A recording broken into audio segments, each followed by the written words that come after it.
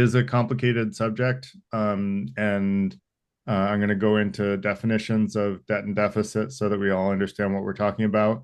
And then I'll look at the interest payments on that debt and how much that type of money can buy if we didn't have the debt that we have. And then I'm going to look at the spending of recent administrations, including Trump and Biden. And then we'll analyze the estimated impact of spending under Trump's next term.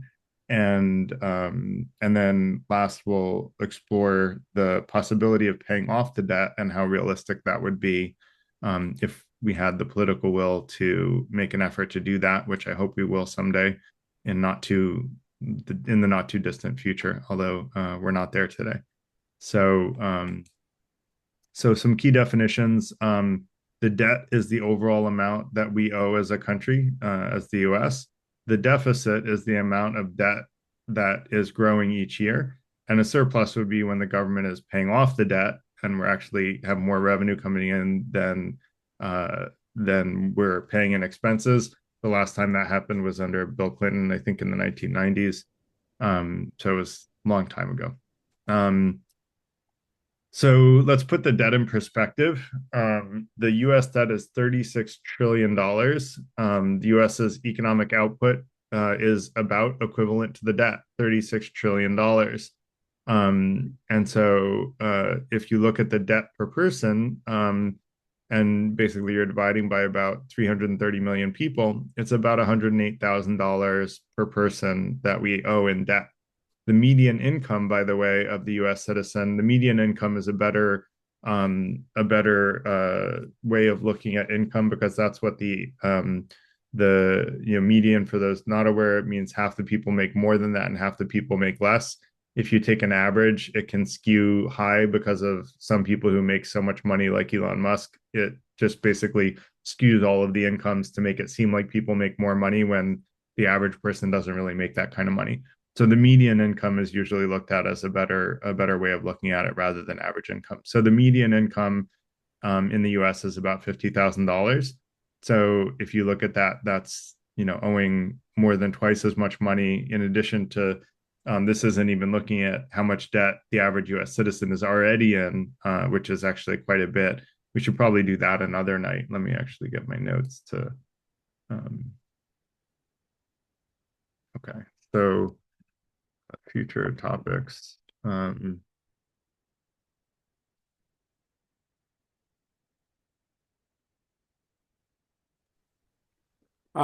Mike, I see your hand up. Is this a question that can wait till after the lecture, or do you need to ask it now? Well, Garrett said Oh, not me. Okay. Okay, sorry. Oh, yeah, sorry. Yeah. Mike 8. Okay, thank you. U.S. economic output is not 36 trillion, if that's what that is, the GDP. No, I don't remember if it was GDP or GNP. But that was what my AI overlord said, but it's possible they got it wrong. No, but this is the debt, not the GNP. No, but the US GDP is at 27 trillion. But let's see what GNP. Oh, I see what you mean. You mean the debt is a Yeah, little too high. it should be 27 trillion. That's interesting. Okay. I don't know how ChatGPT got that wrong, but there you go. Fact checking. Really, Garrett? Yeah, I know. That's every single person that talks about AI, ChatGPT, said that sometimes it makes mistakes. Oh, I know it makes mistakes sometimes, but that's a really weird mistake to make because that's like a highly published number. And so, Yeah.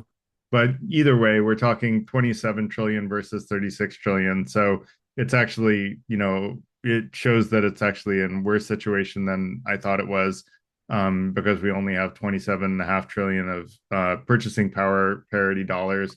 It may not actually, that's what is the current chance? So, we can get into all the different economic terms. So it may have been using a different economic indicator rather than purchasing power parity dollars, but that's probably the best thing to use, to be honest. So say 27 trillion. Thanks, Mike, for the correction. And so then let's look at the interest payments on the 36 trillion of debt. So interest payments are about 1.2 trillion. And I do have sources for most of this stuff in the slide notes. I don't know why this is. Oh, there we go. So What, Garrett? I am actually corroborating with Google, and it does say it's 36 point something trillion as well. interesting. My Google says it's 27 trillion. So Really? yeah, Interesting. what is your Google saying in terms of the Well, the first, as you know, the first one is an AI overview, and it's at 3617. But I'm going down to like the Department of Treasury yeah. .gov, understanding the national debt. It says the federal government currently has 36.17 trillion in federal debt. Yes, so the debt is correct. The GDP is what was wrong. Oh, I Yeah, see. yeah, Got it. Got it. Okay. yeah. So the interest on that debt is about $1.2 trillion a year, which is about $3,473 per person. And so putting that in context, the interest on the debt is larger than the national defense budget or the Medicare budget, which are two of the biggest expense lines in the US budget. So that's a lot of money. And I have some people tell me, why would we ever want to pay off the debt? And I'm like, well, this is a lot of money. Like, I'd like to not be paying that money as as a US citizen and be putting that money to better use, which we'll talk about a little bit later. So then let's do a little comparison between Trump and Biden. I had always heard Biden is spending like crazy. Biden's spending like crazy. Actually, it turns out Trump increased the debt more. He increased it about $7.8 trillion, whereas Biden increased it about $7 trillion. And we'll go into a little bit more about where the funds were, why the debt increased that much under each of them. But under Trump, it was about $23,000 per person, and under Biden, it was about $21,000 per person. Now, the difference is, well, let's get into Trump. Basically, had tax cuts and the Jobs Act of 2017, which was 1.7 trillion over 10 years. And then basically he reduced income tax rates and cut the corporate tax from 35% to 21% and increased the standard deduction. Now, the proponents basically argued that would spur economic growth and that it would actually pay for itself. That is not what happened. We actually just went into more debt. The corporations that the other argument that the proponents said is that corporations would hire more people, but that also didn't turn out to be true. What ended up happening is corporations just bought back stock from shareholders and increased the value of the remaining stockholders. And so it basically took people who are stock investors, which are generally those who have the spare money to invest in stock, made us more money. So, next thing is Trump's federal spending increase was about $700 billion. He increased military budgets. He actually increased the military budget more than the military requested that it be increased, which I thought was an interesting move. The defense expenditures were a big part of that, and then there was discretionary spending. Bipartisan budget acts in 2018 and 2019 raised the spending caps on both defensive and domestic programs, adding about 2.2 trillion to projected debt over a decade. And then Trump had COVID to contend with, and so 3.6 trillion, which I can't really blame Trump for COVID, but 3.6 trillion came as far as relief packages for the COVID situation. The CARES Act was 2.2 trillion, which was direct payments to individuals, expanded unemployment benefits, and aid to businesses. There was also follow-up legislation provided for testing, vaccine distribution, and loans to support small businesses. So all of those seem like really good things to spend money on when you have a 100-year pandemic. Next is that there was lower revenue growth. So again, the idea was that lowering taxes was supposed to spur economic growth, but actually there were lower than expected, lower than projected revenue growth. And part of that was because of the pandemic, which again, can't blame Trump for a 100-year pandemic. But there was sort of a widening of the gap between spending and revenue because of the economic headwinds. The other thing is that the interest on the borrowing of debt and higher spending added to the deficit or the debt and created bigger income interest payments. And so that was another part of what contributed to it. And so in summary, it was the Tax Cuts and Jobs Act, 1.9 trillion, defense and discretionary, 2.2 trillion, both of which were choices that, had to be made. The exact amount of the COVID-19 relief was obviously chosen, but we definitely needed some sort of economic relief in COVID. I think everybody would agree. And that was 3.6 trillion. And then the lower than expected economic growth was about 1 trillion, which is, totaling about 3, 4, 5, 6, 7, about 7 trillion. And there's maybe some rounding error there. So under Biden, the COVID-19 relief was also 1.9 trillion for Biden because that was still impacting people's lives. And the American Rescue Plan Act basically provided direct payments to individuals, again, extended unemployment benefits, and allocated funds for vaccination distribution and school reopenings. Biden spent a lot on infrastructure, 1.2 trillion, and he had a bipartisan act allocated funds to roads, bridges, public transit, broadband expansion, and water systems, which are all the types of things that create additional economic value in terms of long-term investment, whereas the tax cuts were supposed to create economic value that didn't pan out. And I think it would be interesting to do another event. Actually, I'm going to write a note for this as to research specifically evidence that tax cuts create more economic growth in the long run. It would be interesting to study that specifically and see what evidence there is for and against that assertion. The infrastructure also covered passenger rail and port investments. So passenger rail services and improving supply chains and reducing emissions. There was also the Climate and Clean Energy Act, $376 billion.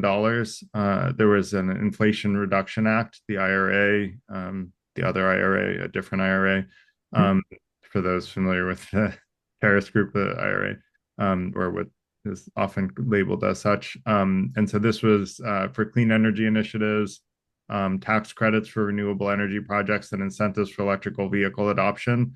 And then there was a nationwide network of 500,000 EV chargers by 2030 that were supposed to be funded. And this is, all to try to get us off of, fossil fuels. And we had another event on climate change for those that are skeptical about climate change. I want to issue a quick correction. When I looked at the Earth temperatures from Earth's formation on a graph, I just had to basically measure and do my best calculation of the fastest temperatures had grown, because this was before generative AI. And so I didn't have an easy way to hone in on the fastest Earth temperatures that had ever gone up. And I think I said it was 266,000 years to go up 1 degree Fahrenheit. It turns out there was actually about 56 million years ago, I believe it was the fastest Earth's temperature has risen, and it was actually going up 1 degree Fahrenheit in 2,200 years. And that was the fastest that had gone up until 200 years ago, and it's gone up almost 2 degrees in the last 200 years. So for anyone that's doubting whether or not climate change is man-made, you're going to have to explain to me how, how we're going, pretty much, 100 times faster in temperature rise than any other time in Earth's history, several billion years back. Um, and um, and so fossil fuels are very likely to be a cause of this. So I would say trying to switch to electric makes sense, especially if you're going to start to power the electric grid on renewables and or nuclear. Although renewables are truly renewable, and nuclear will eventually run out of nuclear fuel eventually at some point. The other thing is even the fossil fuel companies say that we're going to run out of fossil fuel within the next 70 to 80 years. So that's from the people who are selling it. So they're actually all investing in renewables. So, pretty much, the accepted belief is that we need to move from, fossil fuels to a more energy conscious and renewable future. So, um,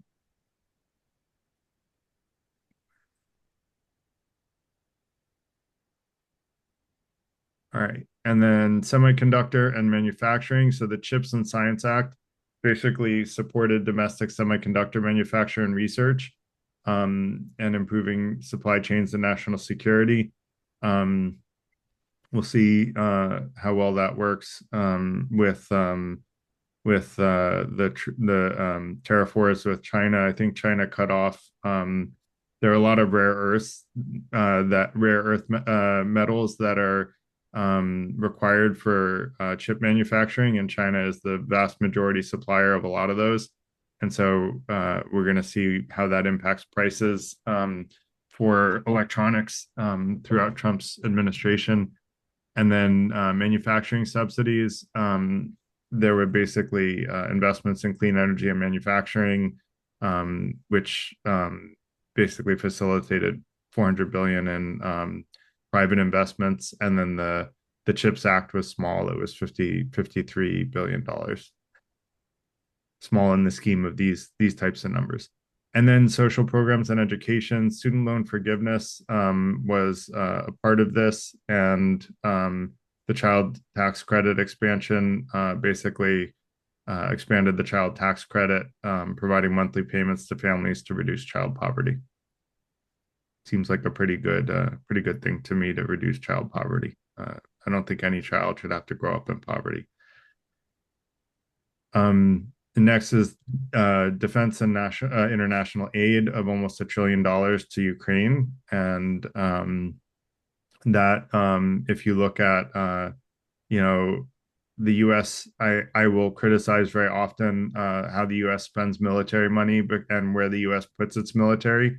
I was a big critic of the Iraq War when both Democrats and Republicans were supportive of the Iraq War. I was very against it. I think that most of the time the U.S. Doesn't use its military very well, but I would say in Ukraine, it was a good example of using the military to basically explain to China that if they go into Taiwan, that it won't be an easy fight. And I do think that there were a lot of mistakes made. NATO should have allowed Ukraine to join NATO, and then I don't think Russia ever would have gone into Ukraine. But let's put it where for what Biden had inherited, then to me that money made sense and to try to defend Ukraine. It was defending a democracy. So the AUKUS partnership is investments made to strengthen ties with Australia and the UK, focusing on nuclear-powered submarines and advanced technologies. Next is health initiatives. So there was a vaccine allocation to accelerate COVID-19 vaccine distribution and bolster public health infrastructure, and then investment in healthcare services, including mental health and substance abuse programs. We did another event on gun violence, and I tried to make the argument that trying to restrain guns in a very gun-friendly country like the U.S. is not going to yield fruit. And I think that focusing on getting everybody the mental health care that they need is actually the right place to focus our efforts because we're more likely to make progress there. I've talked with a number of gun advocates about what seemed like common sense gun control laws to me that they were very vehemently against and very emotional when I even brought up like limiting magazines so that you can't shoot like 40 bullets in a magazine, and they got so mad about that. And I'm like, well, you don't need to kill 40 deer in just one pull of the trigger, but they think any limitation is just completely unacceptable. But I can't imagine why anyone would say we shouldn't get mental health help to people who are mentally ill. And if you look at all of the almost all of the gun violence, if not all of it, was perpetrated by people who were mentally unwell. So um, and yeah, I actually as a side gig, I'm getting mental health help to any company with 10 or more employees, actually 5 or more employees now. I can get free mental health help and free medical 24/7 access to mental health help and medical care. So if anyone knows companies that don't have that, reach out to me. I'll put my email in the chat in a bit, and I can help them get mental health help with no cost to the business. The business actually saves money by providing the help to the employees, and the employees actually make more money too. So it's a pretty cool program. So summary, COVID-19 relief was 1.9 trillion, infrastructure investment 1.2 trillion, Inflation Reduction Act 370 billion, chips was 53 billion, Ukraine and defense, that's not right. It was 1 trillion. And then the child tax credit expansion was 105 billion, and student loan forgiveness was about 400 billion. So let's talk about Trump's next term as president. The estimates basically say that there will be a 4.6 to $7 trillion, according to the Penn Morton budget model, of debt added over 10 years from his anticipated policies. That's another $13,000 to $19,000 per person. If I'm, yeah, that's I think about right. So, and then what could we get for the $1.2 trillion in interest that we pay each year? We could easily pay free college tuition for all US citizens, which the low end, of the recommendations for doing that would be $58 billion, like peanuts. And then the high end, if you include food, housing, et cetera, you would be closer to 680 billion, still well within the 1.2 trillion. It would pay for more than a third of the cost of the $3.26 trillion to have a Medicare for all national health care. And then we're going to talk a little bit more about, oh no, I don't think I'm going to go more into that this time. So basically, interestingly, both of those programs would actually pay for themselves with enough time given, which I hope that our country will still last more than 20 years. And both of those programs will pay for themselves in 20 years. The Medicare for all, basically, they're suggesting it would pay for itself in 5 to 10 years through reduced costs and increased productivity of citizens by getting healthcare for everyone. And then the Georgetown University CW estimated that for every $1 invested in college education, it would generate $4.80 in economic returns over a graduate's lifetime. And based on that, it would pay for itself in 10 to 20 years. So, just because of the increase in tax revenues, that would offset the upfront cost for paying for people's tuition. And so you would basically earn your money back in 10 to 20 years. That's a pretty good investment for a country. For an individual, that's a long return on investment. But for a country and for government spending, that's a pretty good deal. Whereas if you look at the money that Trump spent on increasing military spending, that you never get a return on investment on military unless you use it in a very unethical way where you're using the military to capture land, which is, really not generally acceptable, although Russia's trying to do it with Ukraine now. But generally, like, the US can't just go in and conquer another country and take it over and take all the resources and land from it. That would hurt our reputation even more, and it's already not in the best shape right now. So, not that I would ever recommend it anyway because it's unethical, but that said, military spending doesn't have an ROI per se. It's a defensive, generally meant to be defensive, and you're not really getting a return on investment for it. Mike, did you have a question? I didn't notice if you put your hand up again or if that was from before. Uh, yes, thank you, Garrett. Yeah. I'm a product of free college education, and I don't want to hijack your presentation, but I don't know how they come up with these numbers because let's say that we all go to college and become doctors. A doctor will be worth nothing.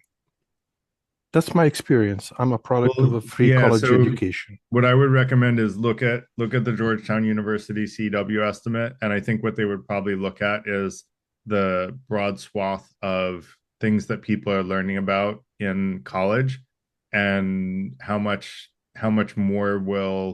many more people will go to higher levels of college education because it's free, and how much increase in tax will they get because if you look at the US, we did another event on immigration where I learned that the US has, I believe it was 9.6 million, something like that, although my memory is very fallible.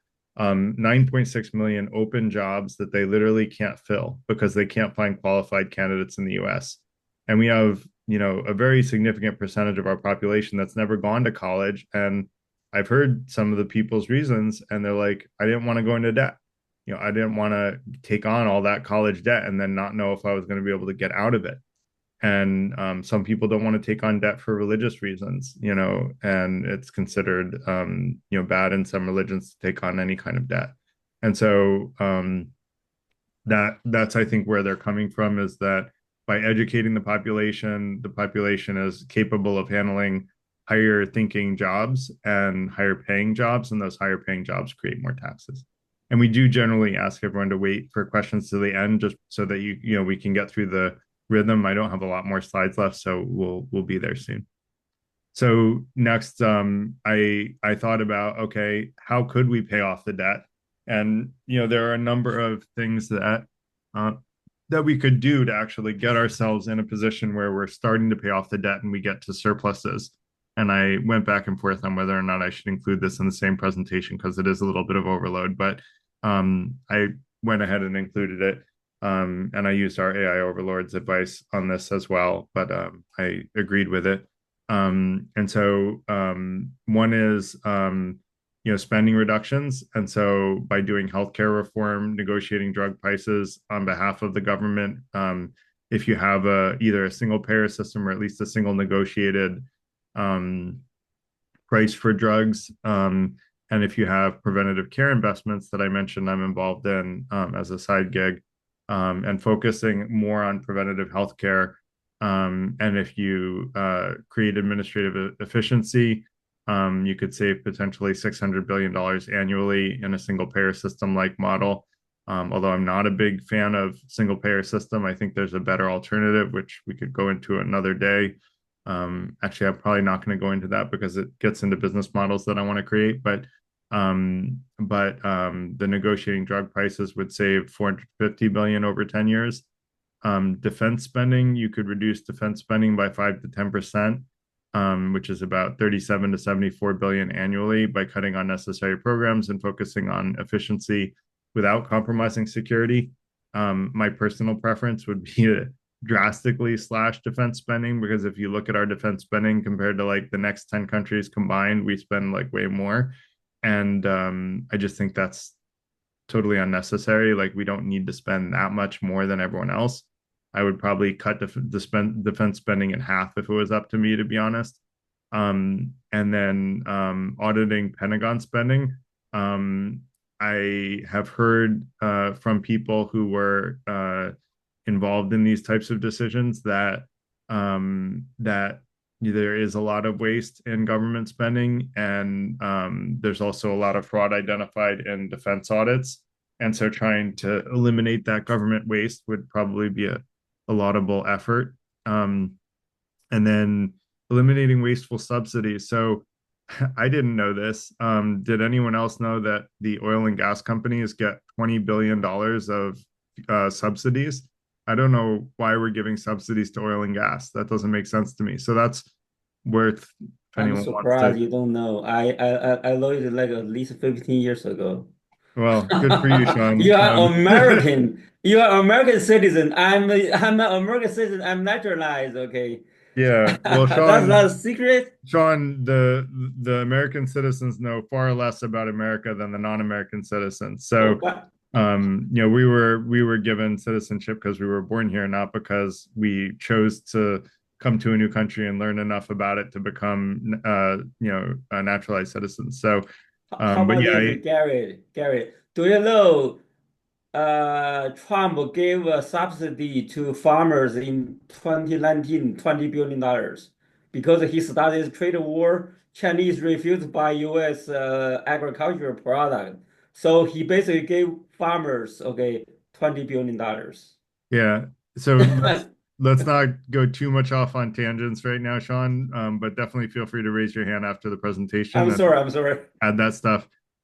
So corporate tax breaks, eliminating loopholes like accelerated depreciation, which costs billions of dollars annually, reducing interest costs, gradually to reduce deficits, to reduce interest payments. You would basically, be able to reduce the amount paid. I also am a big fan of what's you can call it the estate tax or the death tax, depending on whether you want to vilify it or not. But I personally don't think that dead people need to pass on all their wealth without significant taxes. And so I think that a certain amount over like $10 million per child should just be taxed 100%. And avoid, try to write some ironclad laws to avoid people, offshoring their money and using tax loopholes to get around that. It would raise quite a bit of money, and it would also create a much more fair, level playing field if we use that money to improve the education system in poorer socioeconomic areas. And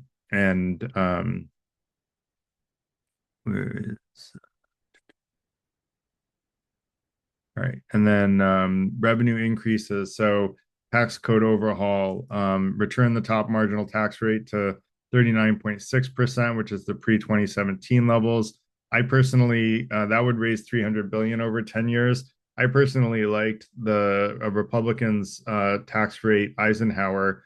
The highest marginal tax bracket was something like 91% under Eisenhower, but the effective tax rate, because of all the deductions, was closer to 50%. But that felt very fair. If you're making, over $10 million, giving $1 to the government and $1 to yourself doesn't demotivate someone. They still get half the money that they earn over that level. And it's been shown in Nordic countries that have even higher tax rates that plenty of very wealthy people stay in those countries and don't mind paying the tax.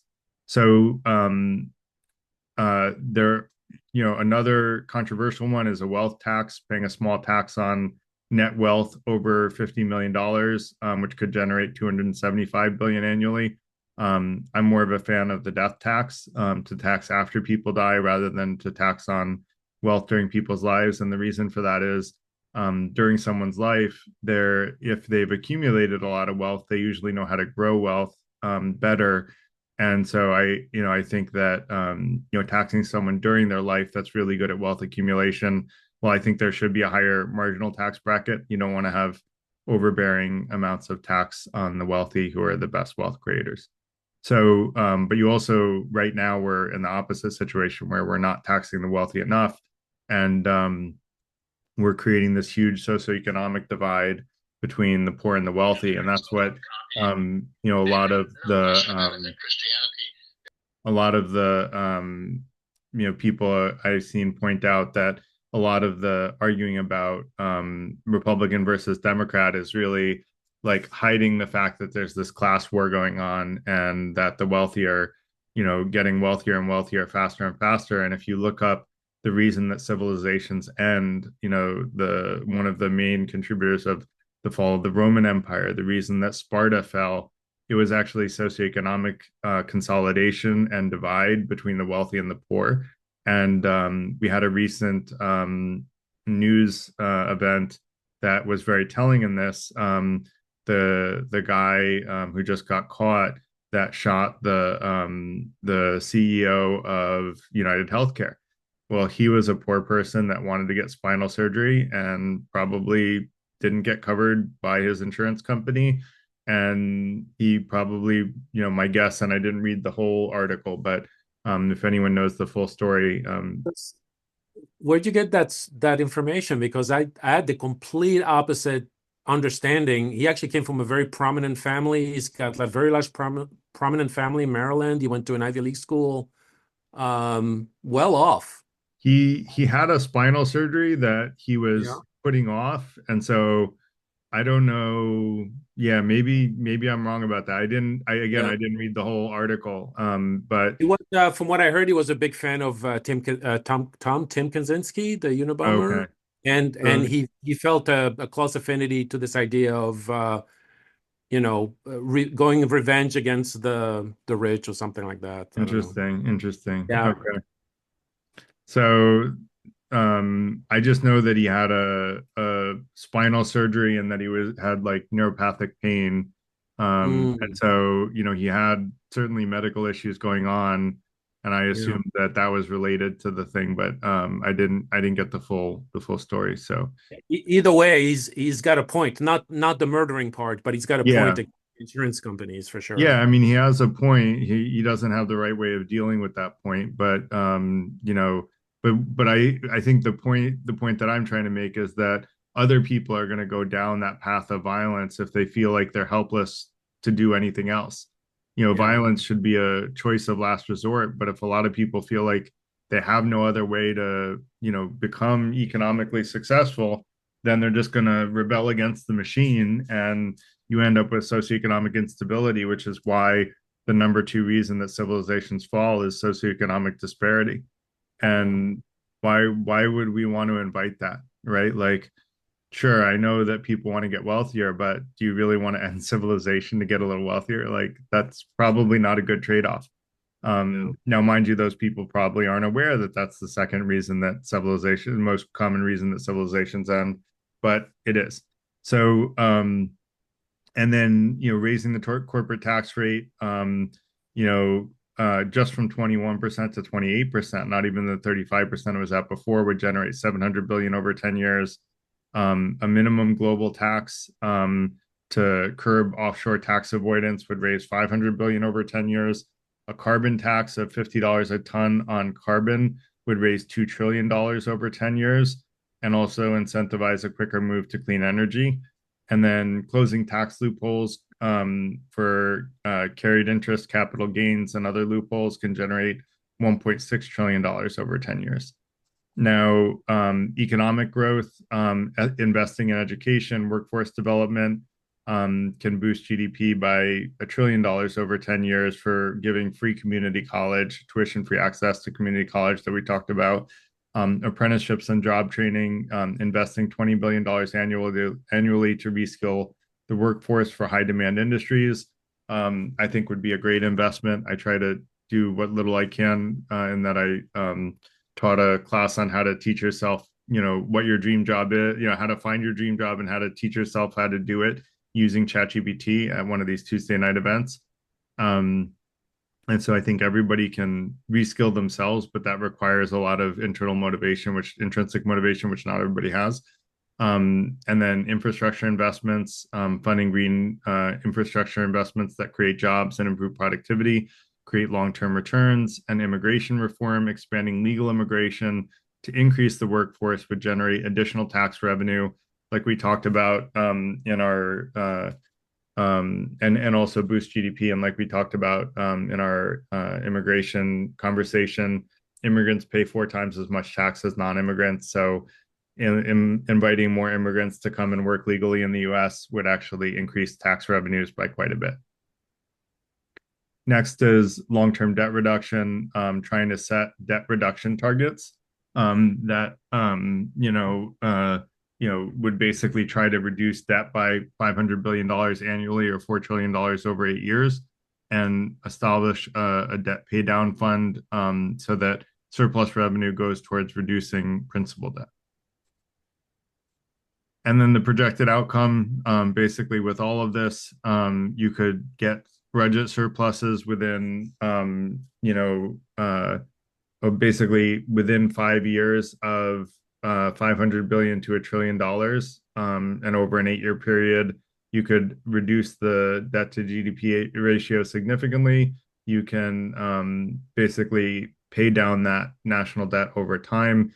You can imagine that if you're doing that within 500 billion to $1 trillion a year of annual budget surpluses, you would pay down the entire national debt within one lifetime, essentially, within one average lifetime. And that would be a minor miracle.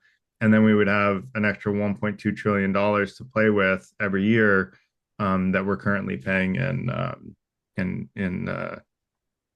debt servicing. So political feasibility, just to curb everyone's expectations, this is probably not politically feasible right now. That doesn't mean we shouldn't try to elect people who will do it. I think we should try to elect people who will do it, but I don't think Democrats or Republicans are going to put someone in place that is going to be the person who does this right now. You do have to avoid too much austerity, which could stifle growth and stifle economic growth. And you also have to be ready to adapt accordingly. But I think this would be a better plan than what we're doing now, which is giving money away and just increasing the debt, which is actually very popular because people love to get money. And I get that. Everyone wants their paycheck to be bigger. But I think, when you give money to people making under $100,000, there is a significant increase in happiness. When you take money away from people making over $100,000, there is not a significant decrease in happiness. So actually, taxing the wealthy more isn't going to make people less happy. And as long as you don't do it to a point that's excessive and stifles economic growth, then there's a lot of value in doing that, I think. So, and it can, pay for itself in the long term if we invest that surplus in the right ways so that we get an economic return that then creates dividends over the 8 to 20-year period that we talked about for education and healthcare. So that's the end of the presentation. I would love to know if people learned anything today, if this was useful. And now we have 32 people. So I guess people came during the presentation because we had 20 something, before. So would love to hear, and if people have questions, put your hand up and I'd be happy to answer them. Or if you have comments, that's fine too. And yeah. I guess I could add some of my thoughts about Sure. the obscene amount of money that's wasted. You mentioned the Pentagon, and I keep thinking about the meme with the $600 toilet seat thing, right? I mean, there's a lot of waste. I remember years ago, like I think NBC News had a bit during their news at the end, which was kind of like trying to find what the pork was in bills and stuff, like all the waste that's going on in the economy, from senators and all that stuff, which was really interesting to see all that waste. I mean, it's just crazy. To me, it is crazy with the amount of suffering that there is and just the amount of waste. And it's so, I mean, I can't think of another word other than crazy. We're just crazy, So yeah, but I appreciate all the solutions that you presented at the end. I think there's room for hope.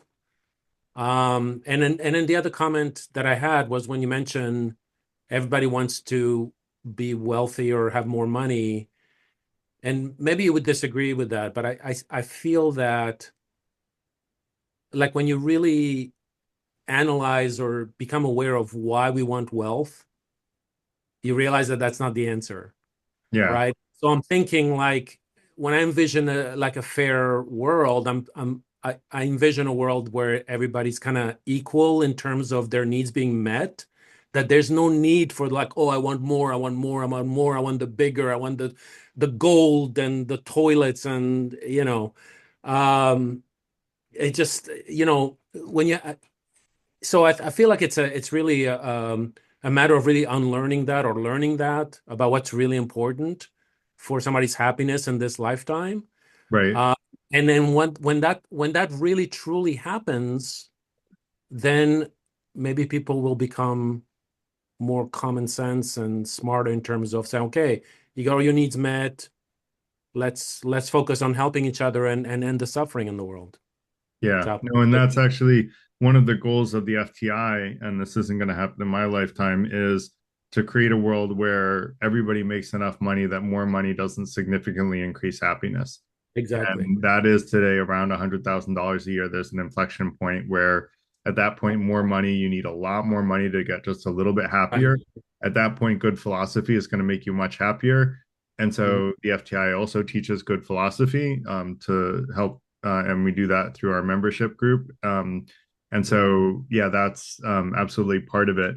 The other thing, just to let people know, there were some comments in the chat that I skimmed through saying that the U.S. doesn't care about democracy and we, put authoritarian governments in place all over the world.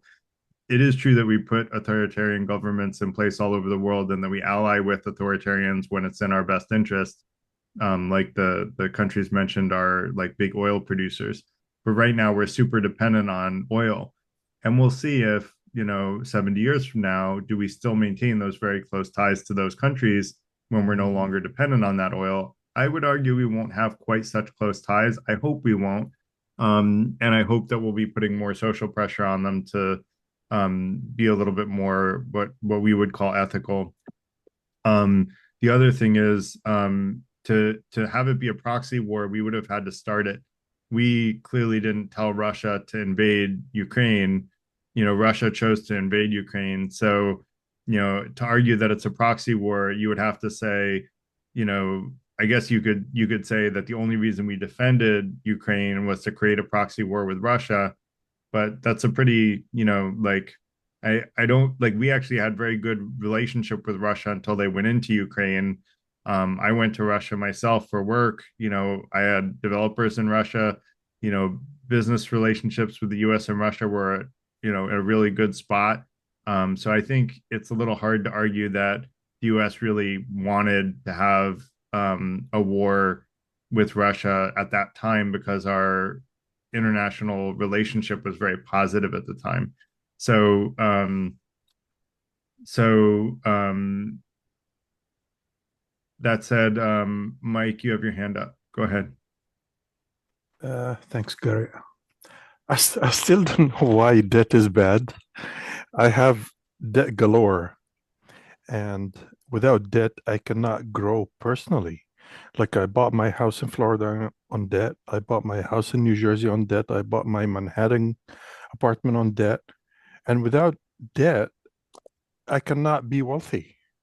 So debt to me means nothing if you're gonna outgrow it.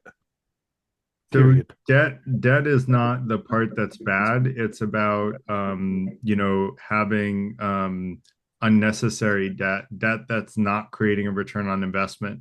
If all the money we were spending things on were gonna pay for themselves in 10 years, I wouldn't worry about the debt, right? And if we were paying 2% interest, but we were getting a higher than that return on investment for those investments, like you are on your real estate, cool. I have a lot of real estate debt too, but my real estate's gone up way faster than the debt that I'm getting from the real estate. Right, right.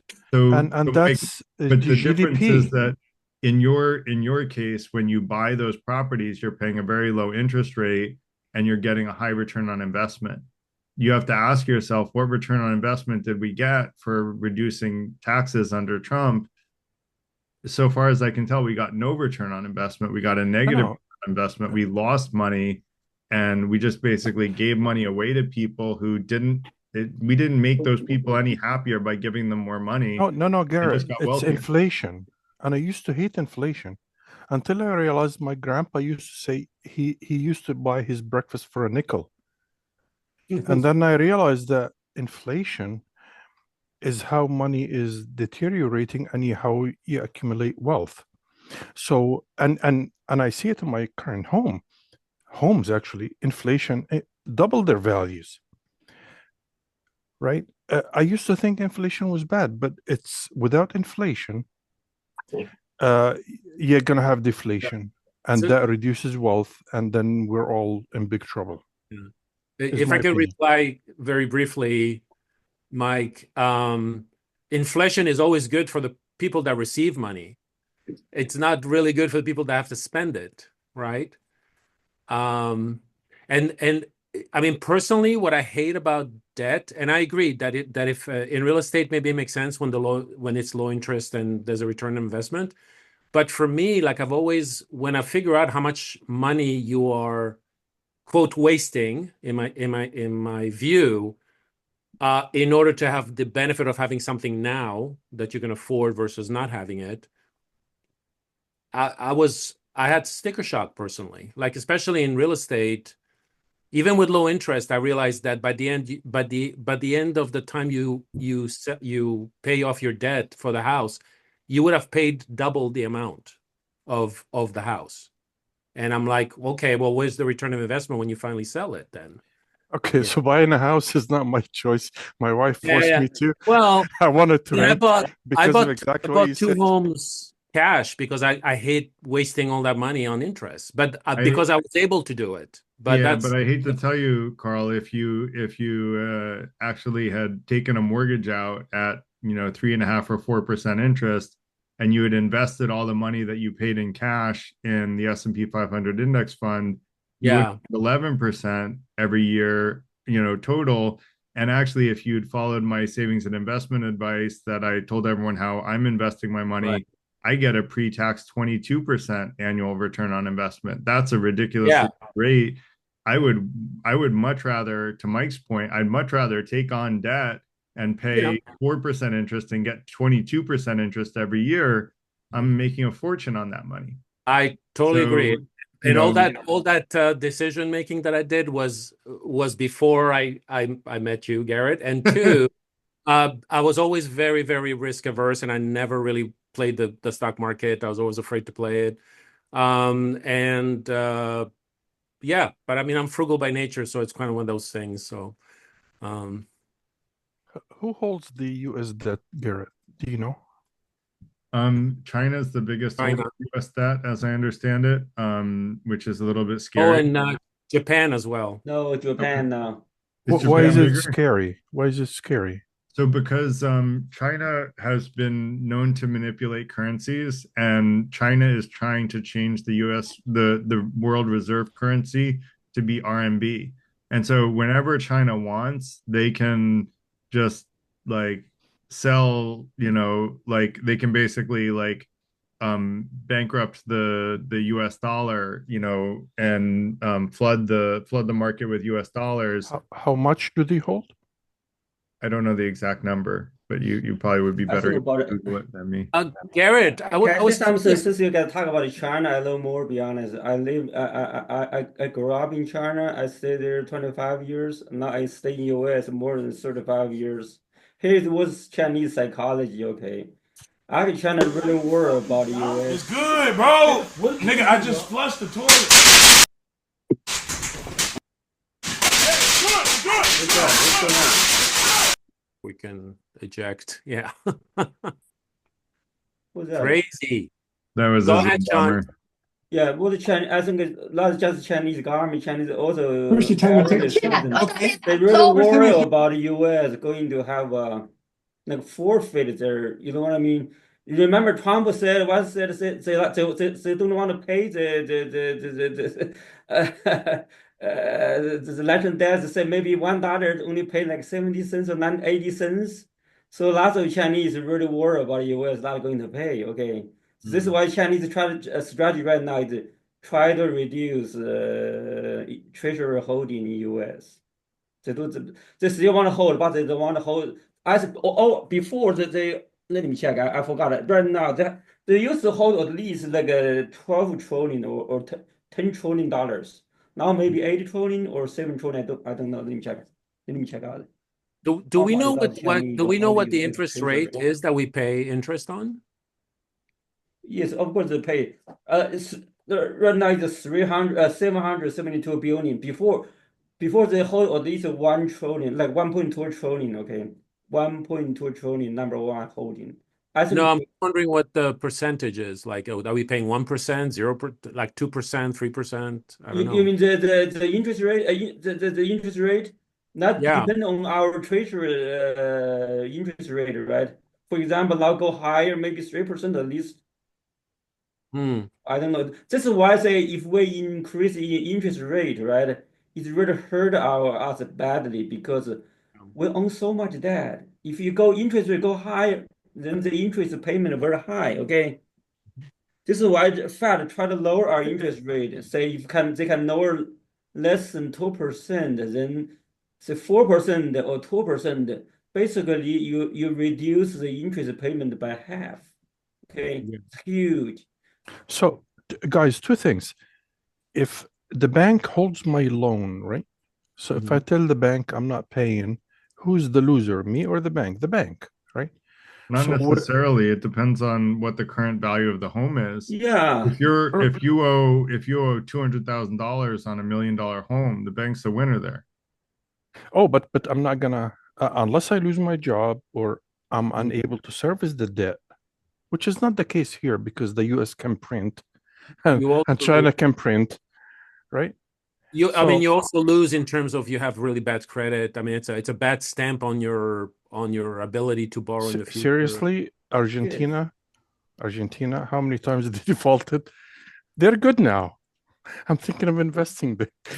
This is It's really funny, Mike. right? So, but Mike, this is why everybody try to hold U.S. treasury bond because our country never default.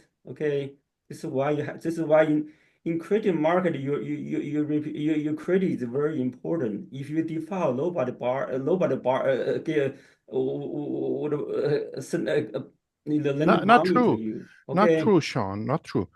Argentine defaulted like several times, and people will always throw money at it.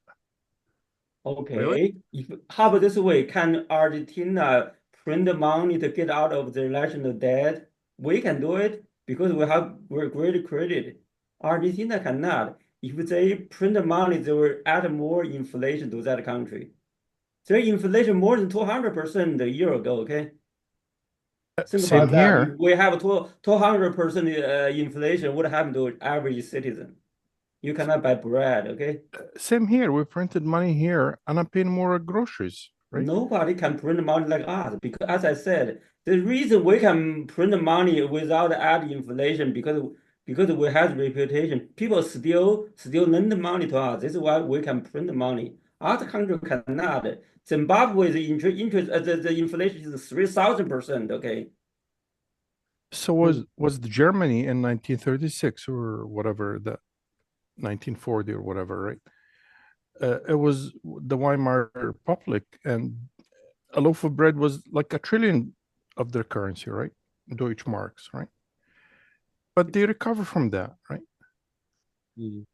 No one is saying that you can't ever recover from spiraling superinflation, but it requires a lot of pain and suffering to do so. And if you can avoid superinflation, hyperinflation, like you're better off avoiding it than you are creating it for fun. And a lot of people lose a lot. And in fact, the poor lose the most because when you have inflation going up that fast, salaries don't increase to handle that type of inflation at the same rate. Whereas for you and me, Mike, we have a lot of real estate. And you know what? My 30-year mortgage isn't going up when inflation goes up, but my rental income goes up, like not immediately, but in a year it adjusts. And my rental income is now much, much higher than it was when I first owned my property. And so, like, inflation is good for people who have a lot of assets and a lot of assets on fixed rate loans. But it's not so good for people who are struggling to go paycheck to paycheck just to make ends meet.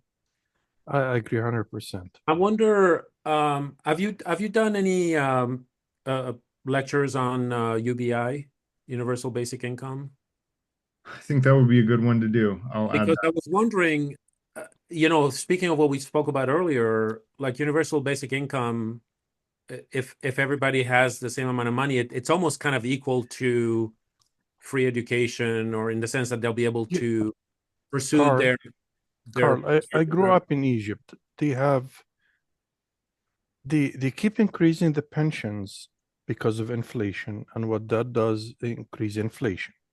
Mhm, Because when they send you 1,000 of whatever currency they have, mhm. the guy selling you the watermelon and the tomatoes say, "Hey, you got to raise, I got to raise my prices." So the universal basic income, in my opinion, and I have not seen it at work, Yeah. is going to just increase inflation and hurt the people that you're actually I want to help, right? But I, what makes you think that? I mean, just because someone in Egypt has that attitude that because you got extra money, I'm going to raise my but prices. it's because it's not Why? about Egypt, it's about human No, beings. but I mean, why? Because I don't really understand that dynamic other than greed. In Let US, me the let me taxation give an is example different. of where in the US they did the same thing. If you look at inflation went up, like when inflation was going up fast, I think it was 7 to 8% a year. Right. McDonald's prices went up 100% in 1 year under the rationalization that it was because of inflation. But really, Right. did they Which have to go doesn't up make 100%? sense. Right. Which doesn't make sense, and it's not and it's clearly people can But see that it's McDonald's didn't go out of business, right? They're not suffering, right? They have, they're doing fine, right? But what So if there was I penalties against that greed? I mean, there's something called price gouging and all that stuff, right? they didn't quite go to the level where they would get called price gouging, right? They were just the fast food company that increased the most because of inflation. But most fast food did increase quite a bit because of inflation, far If more they than actual inflation right, was. if they So all increase, I'm saying, Carl, is that Mike has a good point that what people did in Egypt is already happening in the US. So I don't think we can say that Americans aren't yeah, greedy. but Like, it's let's not. be honest, Americans are very Yeah, often but quite greedy. So I gotta say though, the argument of something that is really unfair and negative, and I mean all the negatives, and saying, well, that's the way things are. That's not a good argument, because it's like then nothing changes. You know what I mean? No, Where it's not. It's not. You're right. Absolutely right.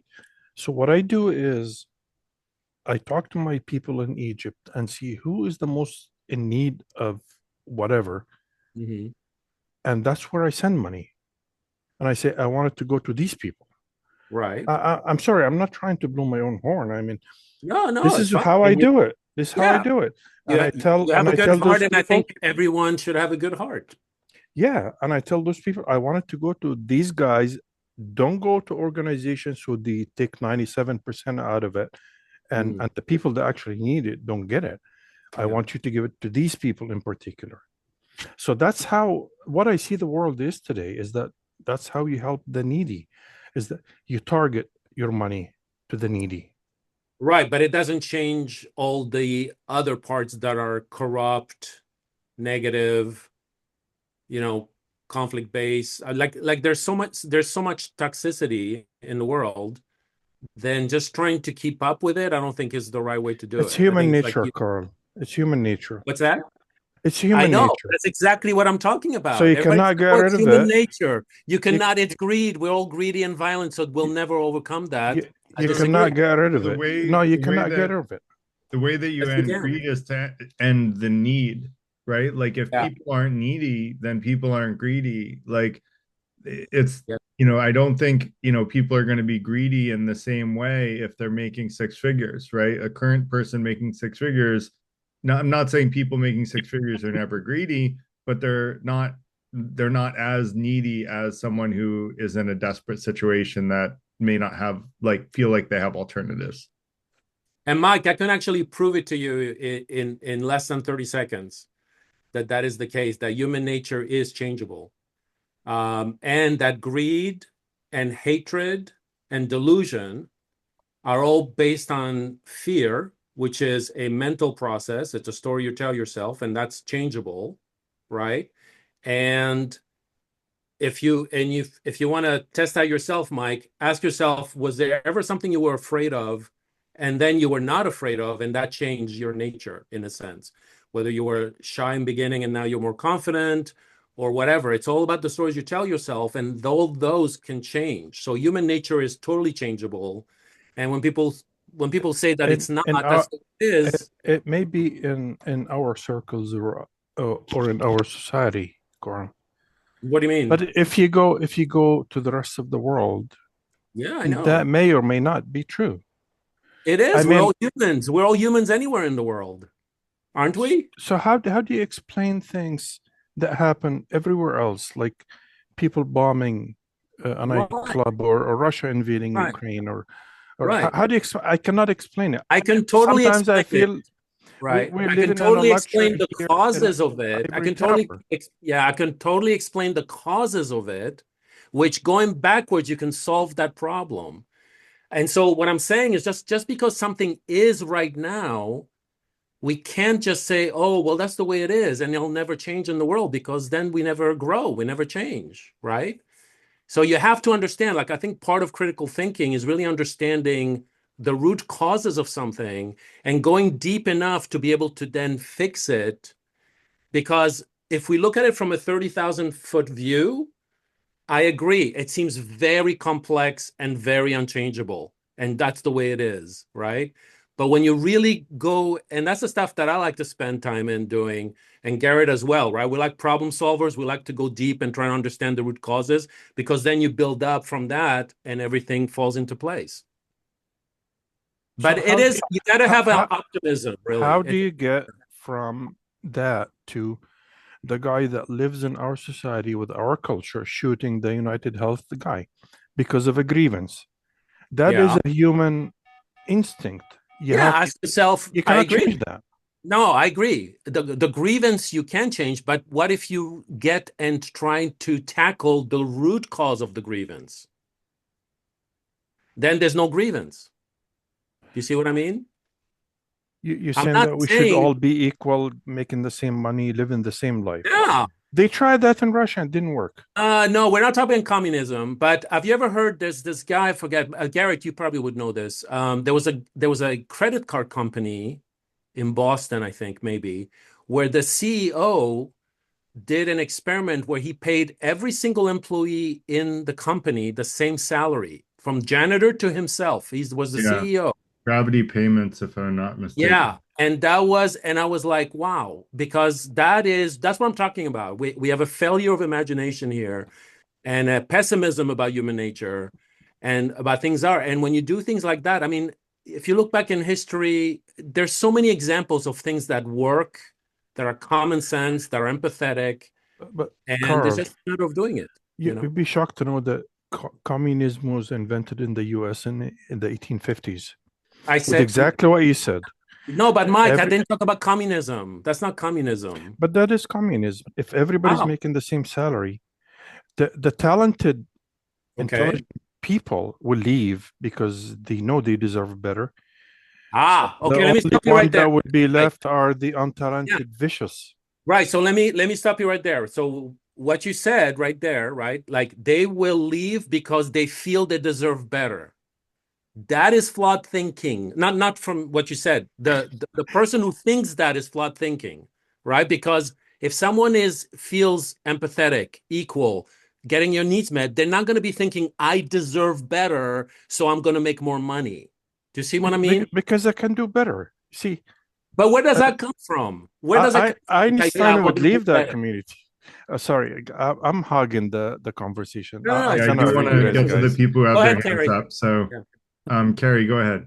Gary, go ahead. Carl, the first thing I thought of is that sounds like a great company to be the janitor at, right? Yeah. So I don't know, different perspectives there. Yeah.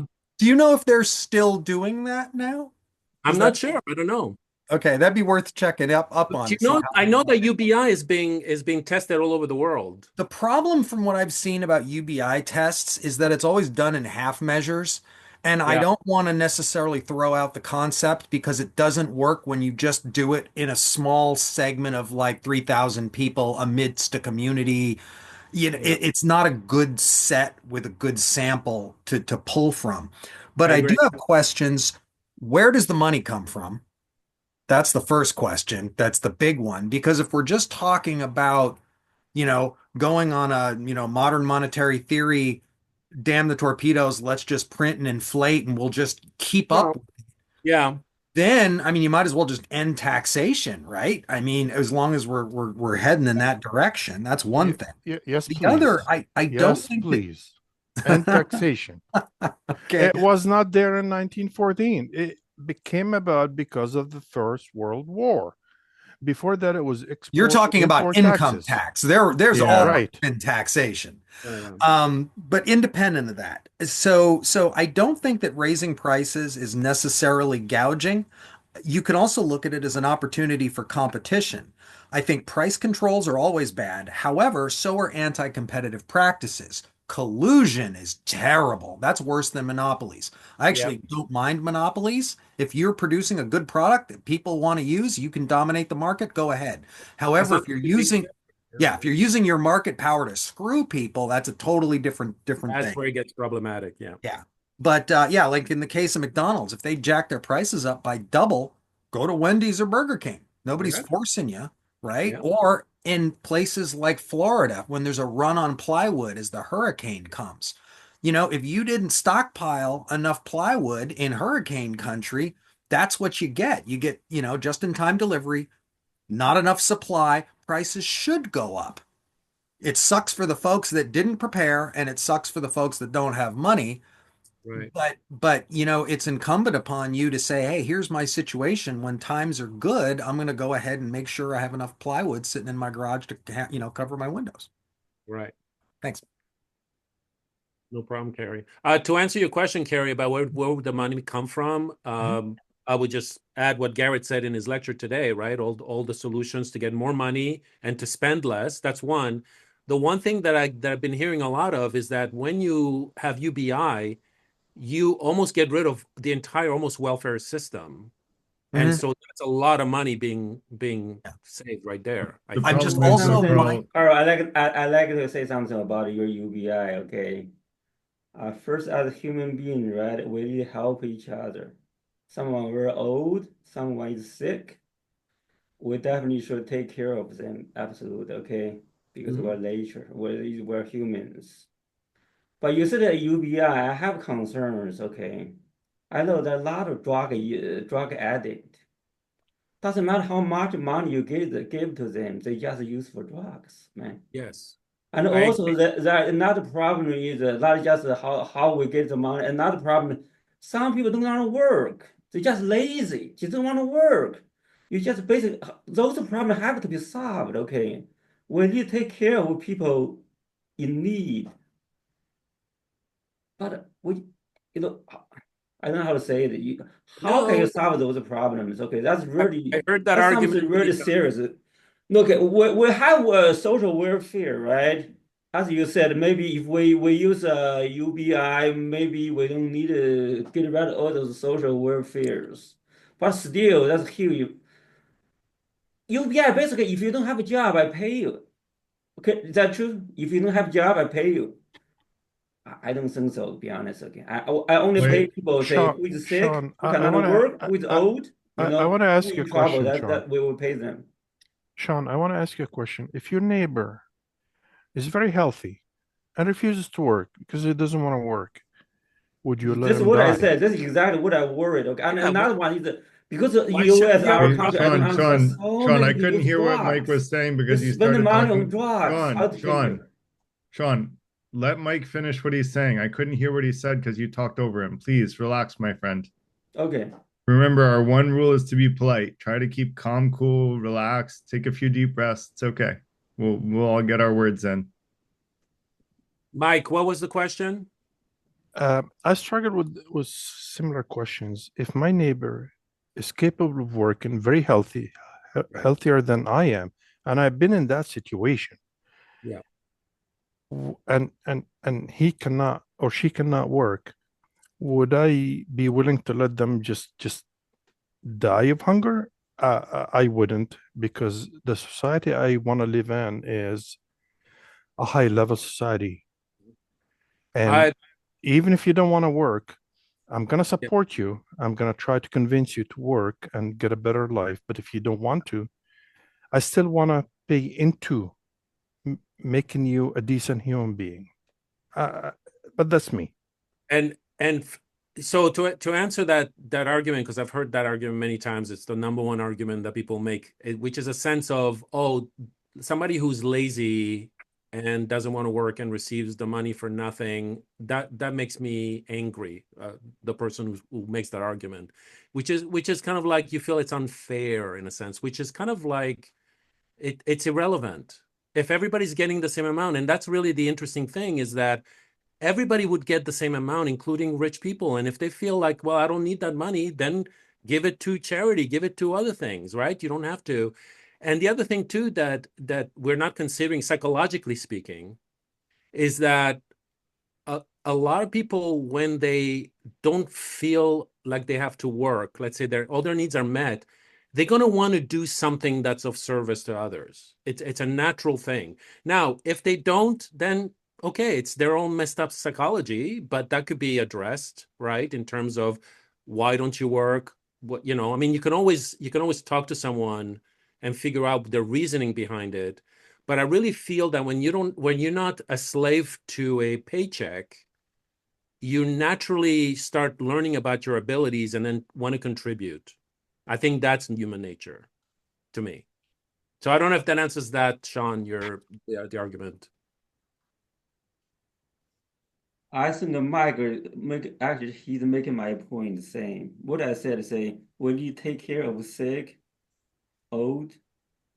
But if someone is a drug addict Mhm. or someone doesn't want to work, Okay, doesn't want to work is what different happens? You basically than a drug encourage those addict. people. Okay, for example, drug addict, they spend all the money for drug. How you Yeah, deal with no. that? So drug addict, I agree, but then you would have to address the root causes of the addiction. In other words, like, I mean, it is kind of irresponsible to give the means for a drug addict to just get more drugs, right? So it's one of those things where you would probably have to address. There'll be circumstances like that, but that could be addressed, I think. I feel we defeated from the U.S. debt problem. Yeah, I feel like we've kind of digressed. We're going to talk about UBI another night, guys. So Yeah, let's yeah, not yeah. It's digress a 100% on fascinating. that. But if people have other, I mean, if we're done with the US deficit and debt, that's fine. We can move on to something else. Like, does anyone have other US debt and deficit questions or conversations or comments that they wanted to make? I'm Okay, not I want to say worried. something about national debt. Okay, to me, it's a common sense. When you have debt, you have two ways to fix debt. Number one, you cut your spending, of course. Number two, you increase your revenue. Right. Right now, our two parties, just one side don't want to cut any benefit, another side want to cut a tax, reduce our income. It's It's That's no just solution for our country, to be honest. It's absolutely ridiculous. Okay, this is common sense to me. It's common sense. If you want to reduce our debt, you need to increase revenue, which means tax rich people a little bit more. Okay, and on the other hand, cut some spending. That's the right way to do. That's what I want to say. Okay, there's no hope. I feel like no hope. Terry, go ahead. Okay, so on the topic of the debt, I think a tangential issue that's related very much is that the US dollar is kind of in a very privileged position right now as the global reserve currency, and also formerly because of its status, as the standard for trade for oil, right? The petrodollar. Of course, that agreement with Saudi Arabia has now expired, and the BRICS nations are floating the idea of a unified gold-backed currency, which I think has got, at least seems to have Trump a little bit spooked, because as soon as at their last, big convention, they were floating around kind of prototype bills, and he came out and said, "Oh, we'll put tariffs on you of 100% if you start issuing something like that." And so I'm curious what the wisdom in the group is about the ultimate status of the US dollar. Because if we lose global reserve status, I think that's going to change the situation remarkably. Yeah, I agree completely. And we're going to talk about inflation, and I'll talk about US reserve currency, the US dollar being reserve currency there in more detail. But yeah,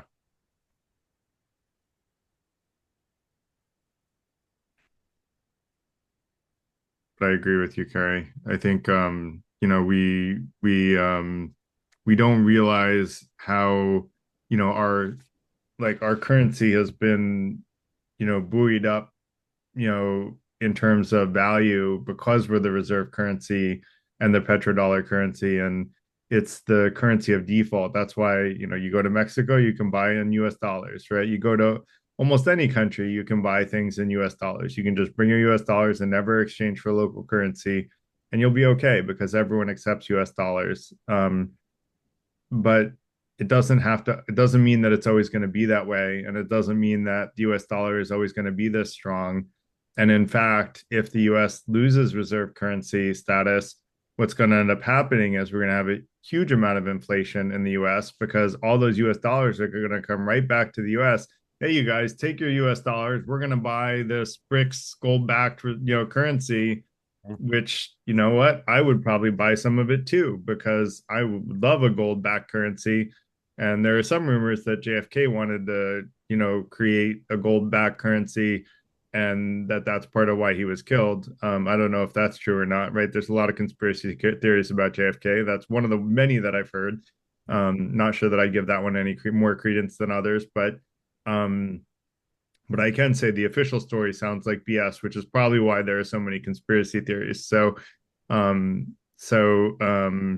Yeah, I hope that we manage to maintain the reserve currency status. But I will say, right now with China's growth and with the BRICS, having a united, negotiating group, we have a run for our money there. So literally, so potentially on our hands. Actually, probably right now, only one country could challenge our dollar is China. Yeah, I came from China, okay.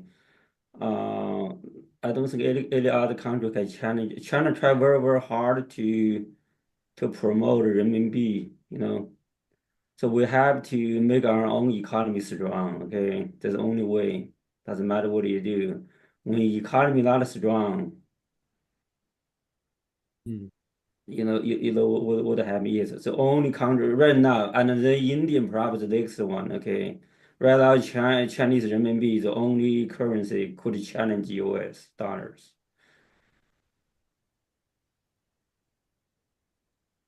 Of course, right now Chinese renminbi have very small market in worldwide. However, they have great exposure in Africa, going to be South America probably, and also Southeast Asia. Okay, like Cambodia, Laos, Vietnam, and Thailand, and also Malaysia there.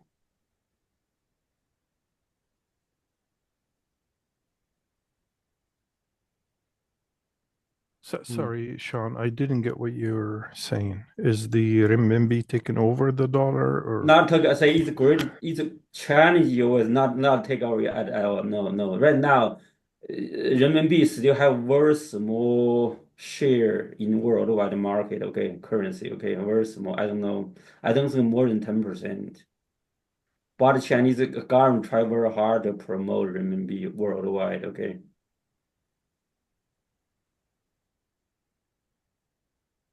For example, Chinese basically dominate the car market, right?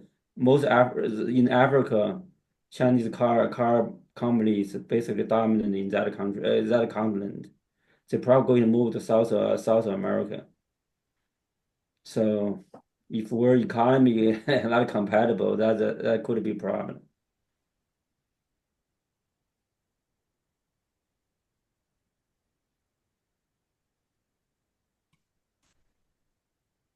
What other questions and comments have you? Maybe Jorge, if I could put you on the spot, you were asking about the chance of the U.S. defaulting on debt.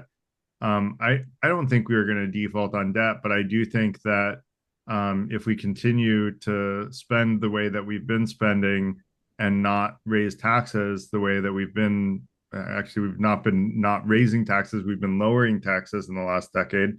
If we continue to, have uh, the don't tax and spend more policies that we've been having, then eventually we're going to have to start printing off money to pay debt. And when we do that, it's going to create hyperinflation that's going to cause harm to the most vulnerable of our population, which is the poor. And economic share of the economy going to the lower and middle classes has been dropping or staying stagnant, while the share of the economy going to the top 1% has been going up and up. And so, and the highest income earners has been going up and up. So, thinking about the fact that our socioeconomic disparity is widening and that hyperinflation would widen it even further. And then remembering the quote that or the fact that I mentioned earlier, which is that the second reason that civilization, the most common reason civilizations fail, is socioeconomic disparity. We could be looking at a very, more significant, like we none of us know anyone alive or even anyone 100 years, like within telling of a tale that went through something worse than the Great Depression. I at least talked to my grandparents about the Great Depression, and I'm sure some of us know, here almost everybody's probably heard stories about the Great Depression. But even that, like it's not it's not the type of thing where our safety as a country was at risk. Like we've never had a war on US soil. The most that we had was 9/11. And don't get me wrong, thousands of people died. It was a horrible tragedy, but it's nothing compared to what's going on in Ukraine right now. It's nothing compared to what we did in Iraq. It's nothing compared to what's going on in Gaza. The level of privilege that we have as US people living in the US, and not everyone here is in the US, but Canada is in the same boat, right? Canada doesn't remember a time when it was, fight to the death to survive. Like we don't know what that kind of life is like.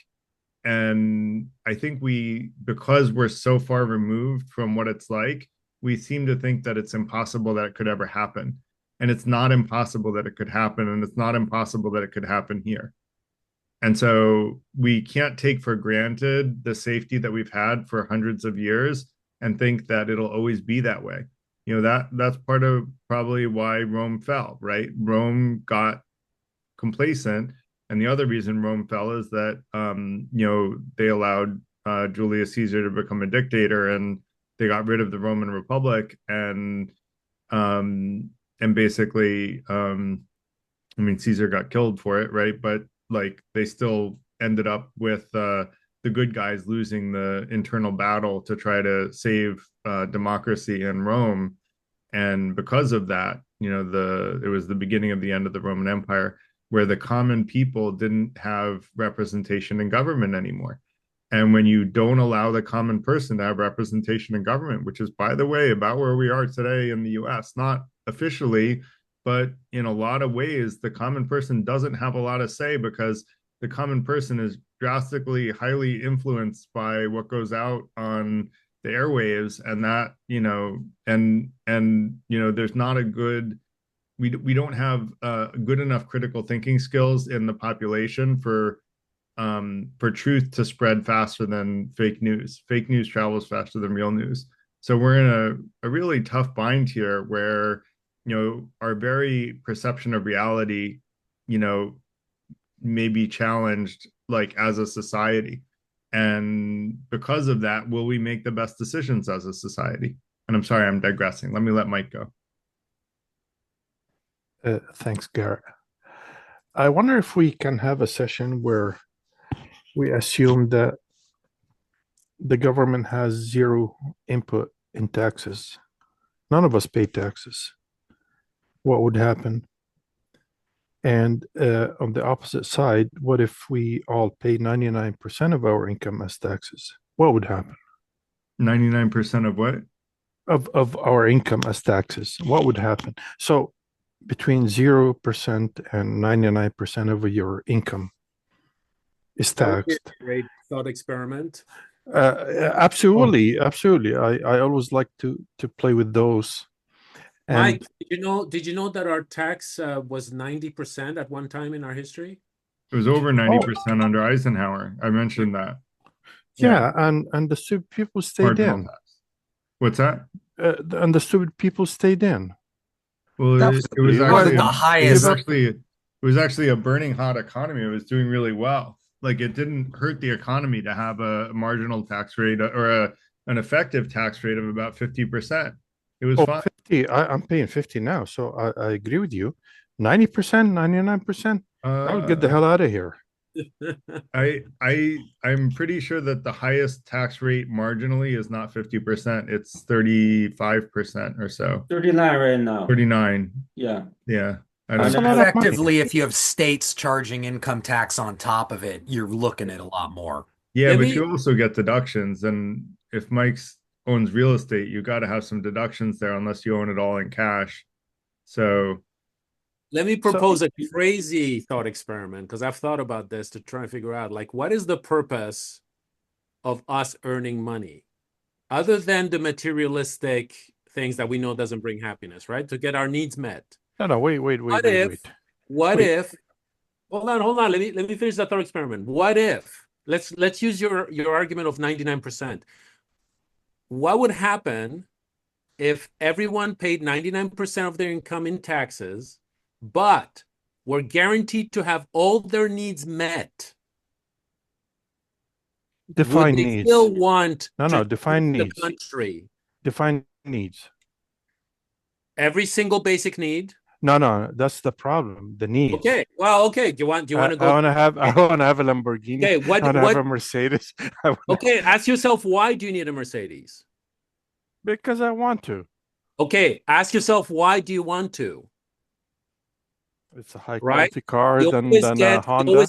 into this. It comes Have out to Mercedes what's continue that? by making, but sorry, No, what I'm well, if saying is nobody if you have buys any of those luxury things, they will go bankrupt. The economy will be affected by the Exactly. luxury things so, going on bankruptcy too. So so I tastes are believe, different. People have different yeah, tastes.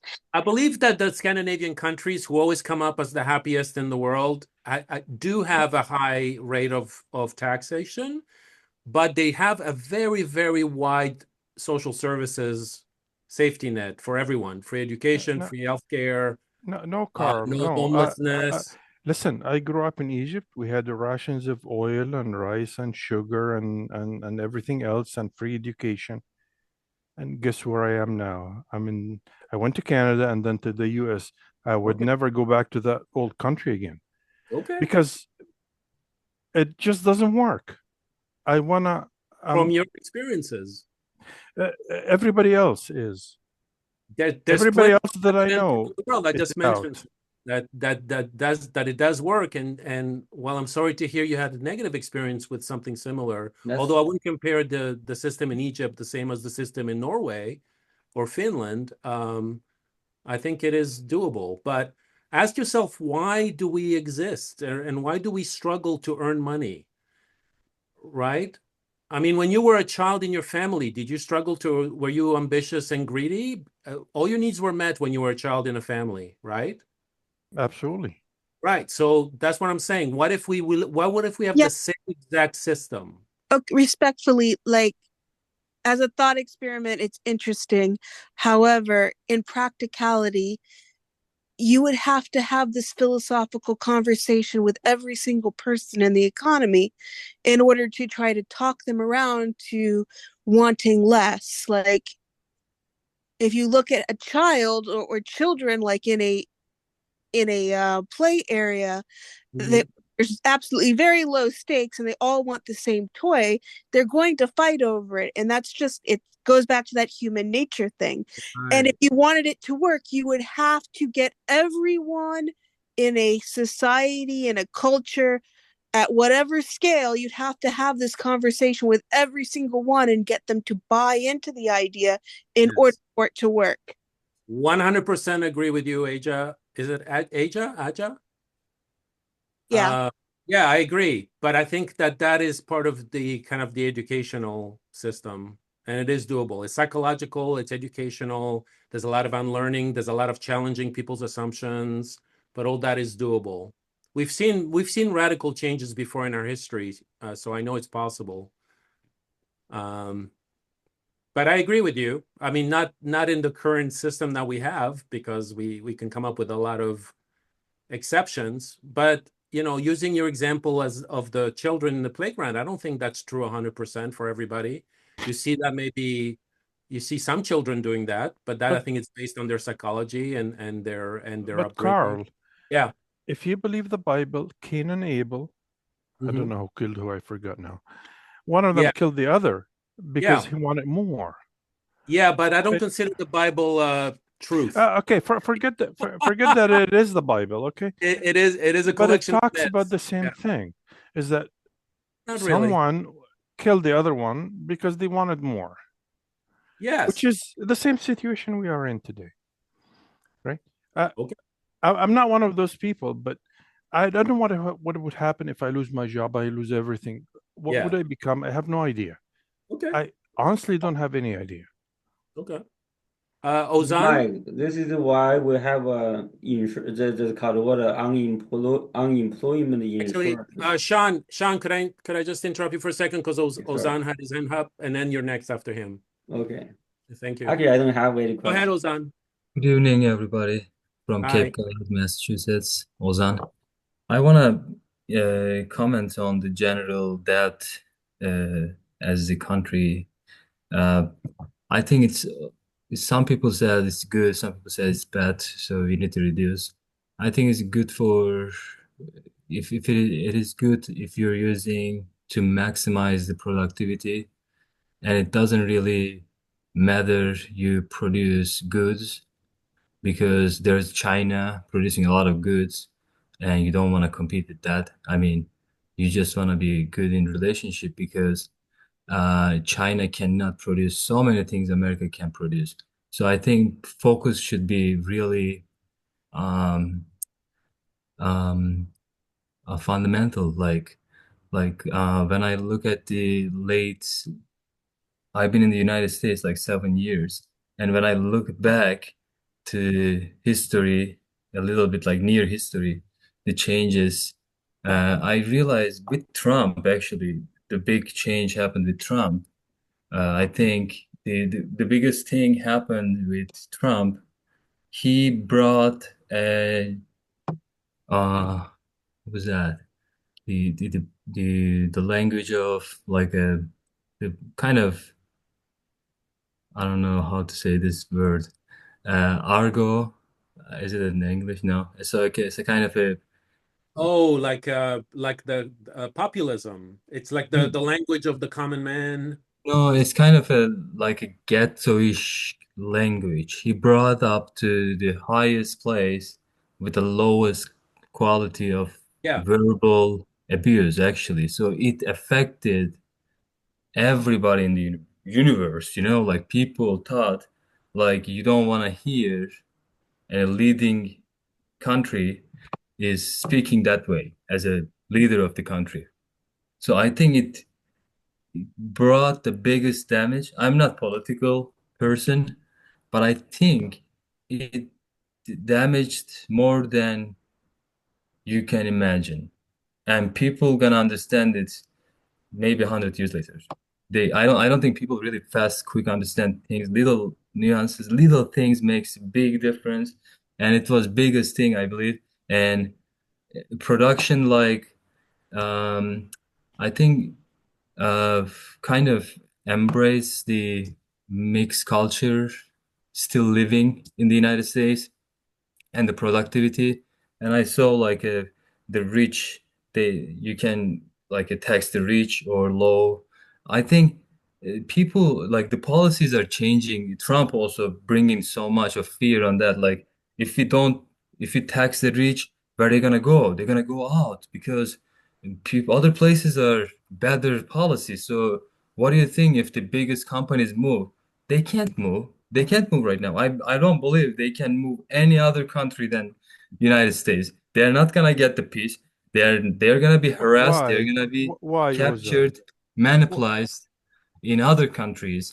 And I think they cannot survive even though they get 10x money in other country. No, It's wait, not just wait. money. I That's don't think very it's the money. important. That's very important. Why do you think companies cannot leave the US? I agree with you 100%. Oh yeah, they cannot. I mean, people Why? like the politics things right now. So if you tax rich, are you crazy? I mean, what if they go because now the world is playing field is straight up, like everything is possible in any other location because everything is online or everything can be No, done by computer. I'll tell you what.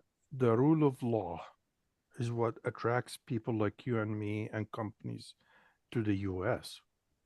The rule of law. Yes. You know that if you are victimized, you're gonna get your dues in time because of the rule of law. Yeah, so what But I you can mean, argue also that Canada also may have that. So what is the difference between Canada and the US? Why Depending uh, how can't they much just go to debt, the right? US? Depending so how that's much. what I'm saying. That's the point I am making. I cannot No, explain it in like two no, minutes but to you how and why why. can't they leave the US to go to Canada? Well, that's what I think they can't do that because of the Why? infrastructure and the laws in the I'm a place Canadian. I'm a and the Canadian as constitution. well. I'm a Canadian and American. Why can they go to Canada? Well, they can go to Europe too then. No, I Europe don't is not think Canada. Canada tax rate is lower Canada than doesn't US. have the resources or Forget the anything tax rate. close Forget the to. tax rate. Canada and the US are almost 100% alike, except for the Medicare and all that, the free I medical don't think so. stuff. Why aren't companies leaving the US and going to Canada? I cannot answer that myself. And I'm a Canadian and I'm a US citizen as well. And I'm thinking maybe one of the reasons would be the smaller market for the companies to make money in Canada. The other one is Well, Canadian taxes I think higher. some of our Forget company the already taxes. left the US, right? A lot of manufacturing job move to poor country because they take advantage of cheap labor. But majority, Canadian labor is cheaper than the I US. didn't say that, sir. I didn't say that. I said a lot of manufacturing job move to poor country because the labor much cheaper. I don't think we need to argue for this and why countries stay in US or move to another country. It depends on situation. It's Okay, actually, I, some companies go to another country, some cannot. no, but this is just something For came out example, of. Coca-Cola, US still the largest Sean, market, right? please, when someone else is talking, let them finish what they're saying before you start talking over them. So go ahead, Thank you, Mike. thank you, Garrett.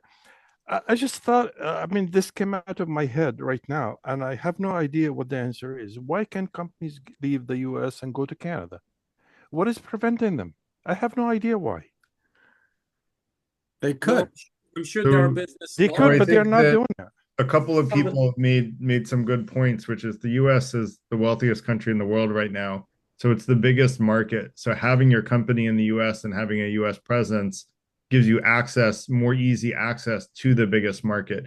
There are a lot of companies that have moved their headquarters theoretically to places like Ireland to avoid taxes in the US.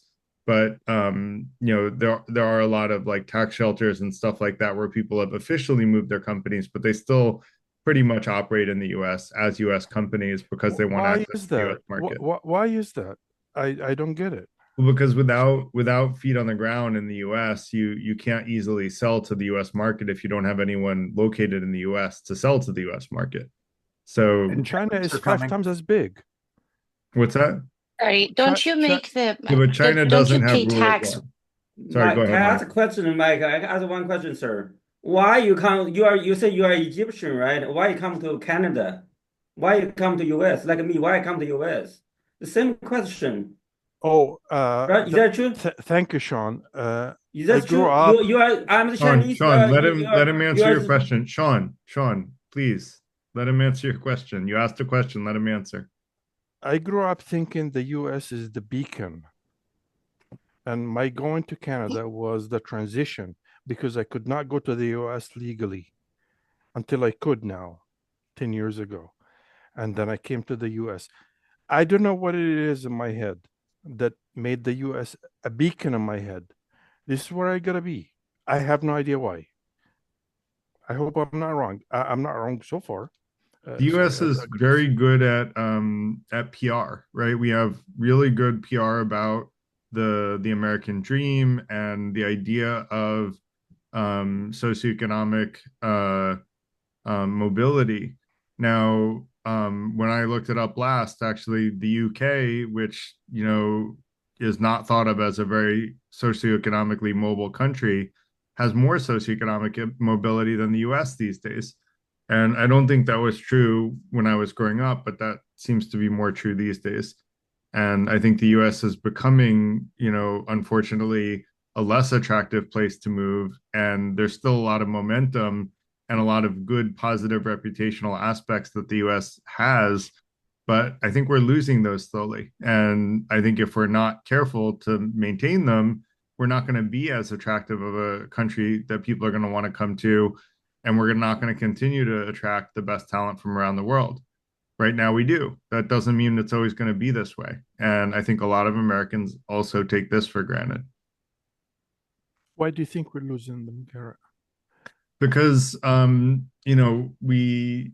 we have we're going to talk about the Supreme Court and the fact that the Supreme Court legalized bribery at all levels of government in all three branches of government and said that if you bribe a politician or judge, it's just considered a gratuity. It's not a bribe. So you're not allowed to bribe a police officer. You do that, you're going to go to jail forever. Unless, I guess if you have enough influence, maybe certain people can do that. I don't know. But I can say that you can bribe a judge, a politician at all levels of government, and it's just considered a gratuity if they do a favor for you. And you just have to bribe them after they do the favor, which is actually even worse than bribing them beforehand, because if they accepted the bribe beforehand and never did the favor, then haha, joke's on you.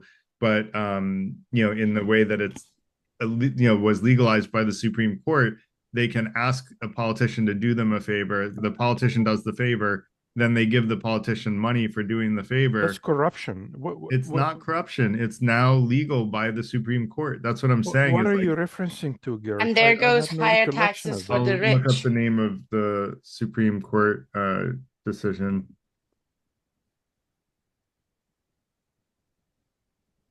You're talking about Citizens United or Citizens United is where it started, but the most recent one where they called it a gratuity was different.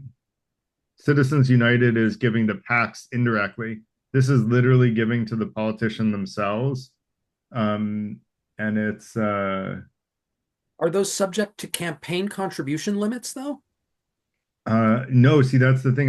There's no campaign contribution limits for gratuities. It's a gratuity. You can give your wait staff at a restaurant as much as you want, right? You can give her $1 million if you think she did a great job. But it may have been McDonald.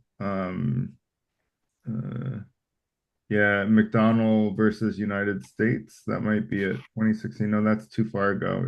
This was recent. I have to look up the case.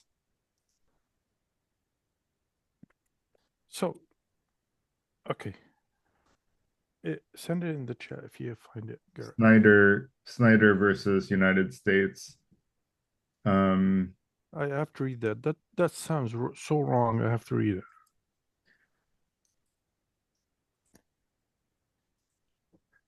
Okay, so are we paying our debts or not? I don't want to. I don't want to pay the debts, to be honest with you. Well, you're not going to be the one that pays it. It's going to outlive us most likely. But I think we should start paying it. Like, why not, right? Why not spend less, tax a little more back to the tax levels we were at before, And for people saying that the US companies are going to leave, were US companies leaving when there was a 35% tax rate for US corporations? No, they weren't fleeing the country all the time. Like, we weren't losing all our corporations, right? When we lowered the tax, we reduced our tax income, and we got pretty much nothing for it other than to make the wealthy wealthier, which we've already been doing No, very no, well for the last 4 years. I think when you reduce if I'm a company and I saved a lot of money, I'm gonna hire more people. That's not what happened. Look it up, Mike. They But all bought stock back, and they increased the value of the yeah, stock for wealthy investors like us, right? We did well, right? Because we're in the top, so at who's least in the 5%. stock market out of all the 26 people in this call? Who's in the stock market? I mean, Everybody, right? Everybody, 401ks, no, IRAs, no? maybe, but people may have like retirement in the stock market, but that's a like not a big percentage of people's wealth, and people who are in the bottom 40% of income earners, probably the bottom 50% of income earners, or the bottom half of income earners, probably have very little, if any, stock investments. Should we buy them stocks? Well, I mean, And I'm serious. like, I think that we should create economic opportunities for them to make enough money that they can invest stock themselves. But if they In don't, if they don't want to work, Garrett, I What, can give they them a don't want to gift work. of These 10 people are shares of working way Microsoft. harder than you and me, Mike. Well, maybe I know, not, but but I know I would people argue they're that don't want working to harder work. than you. I work 100 hours a week generally, so I'm working pretty hard, but they're working more than 60 or 70 hours a week, and they're I'm just not being making less money. condescending. I'm not being condescending, but Well, I instead of don't think you're in charity, touch with the poor of the country. Like, how many poor people do you know, Mike? oh, I know plenty, Garrett. And you're Some of saying they them, don't work? The poor so, people you know don't work? yes, yes, yes. And I give them actually, the last family, I gave my dryer and washer. And I asked my wife, why does anyone wants these 20-year? She said they are poor. So, okay. So why can't I buy them a Microsoft stock or a Google stock? You can. Is my If you want question. to, you can. So why can't we do that to bring the poor into the if the rich makes money through stocks and all that stuff, why can't Well, I give people if you think stock? all wealthy people should subsidize income from poor people, why not just increase the tax of wealthy people? No, I There's work a for lot, a there's very a rich lot of guy. rich people, I Mike. A work, lot of no, rich no, people make hang on a through second. I psychological. work for a very rich guy. He's worth 85 billion. Okay. Yep. And And I love him to death. what's his He's giving me a nature? measure. Sorry? What's his nature? Is he altruistic? Is he a philanthropist? We have a Other than huge tax reason, branch. We have a huge branch of the company right? in philanthropy, Yeah. and we all encourage to do. Well, then Mike, you should, with $85 billion, you should tell him to give money to the poor. He is. He wants you to give money to the poor, Mike. No, He no, wants you but to do it. He's uh, not, what percentage of his wealth does he give to the poor? I have no idea, Garrett. But But you can probably look up, I don't care what he's doing. I care what I but see, am. this is the point, Mike, is that plenty of very wealthy people are not going to voluntarily give money to the poor. And so the whole point of having a tax system is to have a social safety net so that poor people don't starve to death. And a lot of, He doesn't get to the poor, but he gives to converting coal to solar power. He does all the good things. He can well, give his money all to all the poor 9 billion people of the world, right? But my question is, if I want to give a poor person something, why can't I give them Nigga, stock? everything on me real, nigga. I don't wear fake shit. Fuck you mean?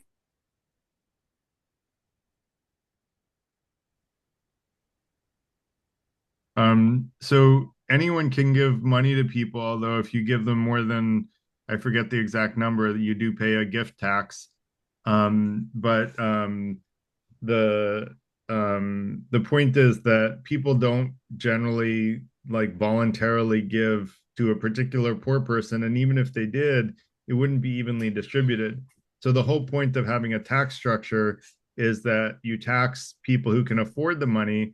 And the truth is, if you increase taxes on the top, even 10% of income earners, then it doesn't make those income earners any less happy to increase their taxes a little bit, because the amount of money it takes away is not significant, and it doesn't have a significant impact on their happiness.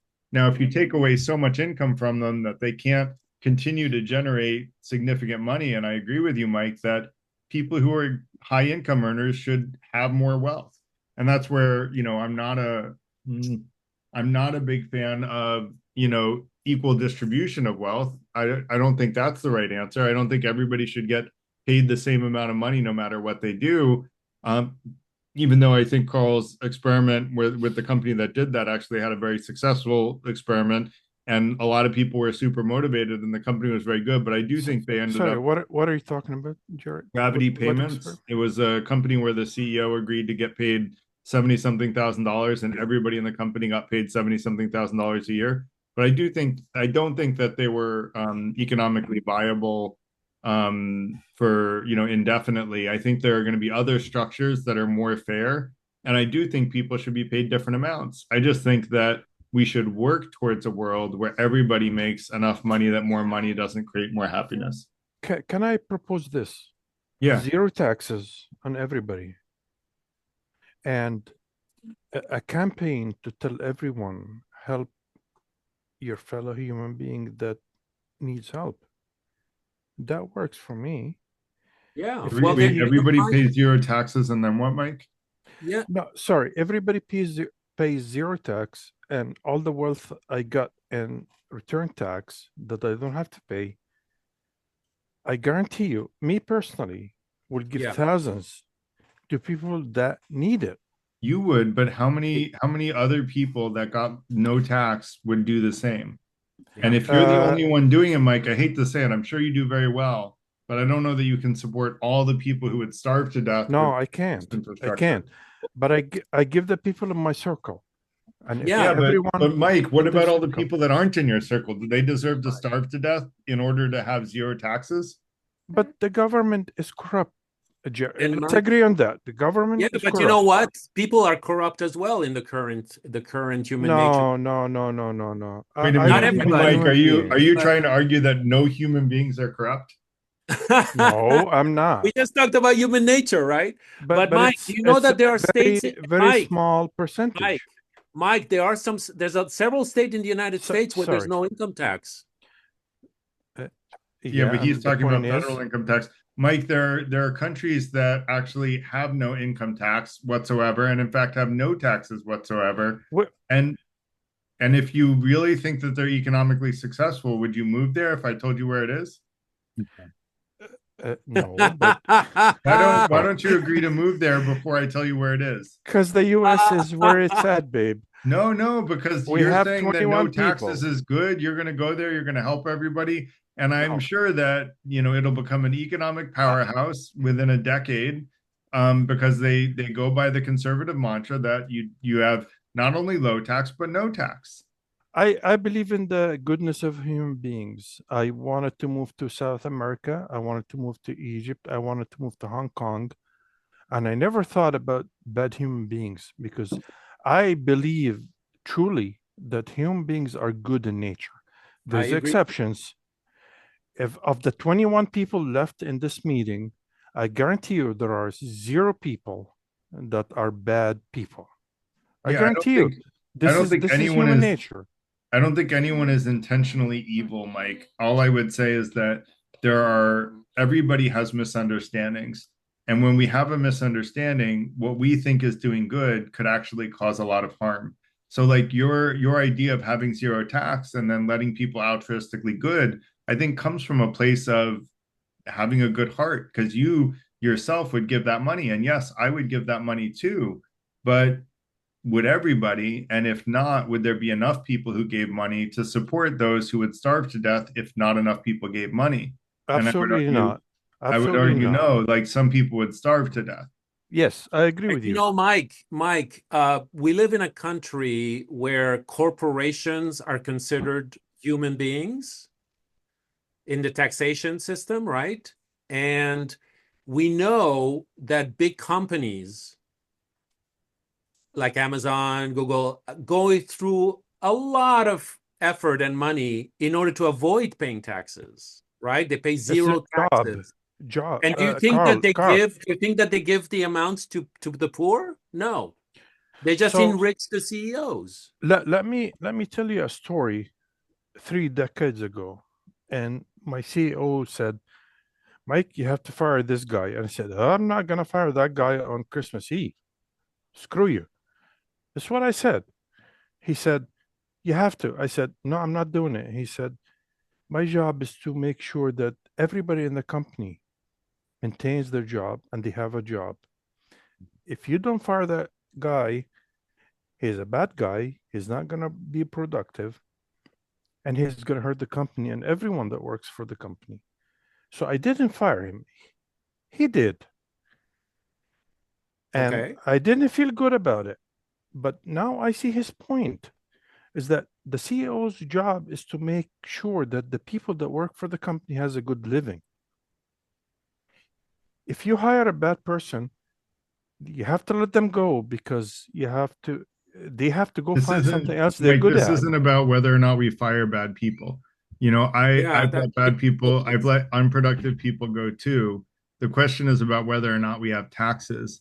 And without taxes, you can't support, Zero taxes, yeah, without please. any taxes, you can't support a justice system. You said the reason people come to the US is for rule of law. You can't afford to pay judges. You can't afford to pay police. You can't Import, afford to export pay taxes.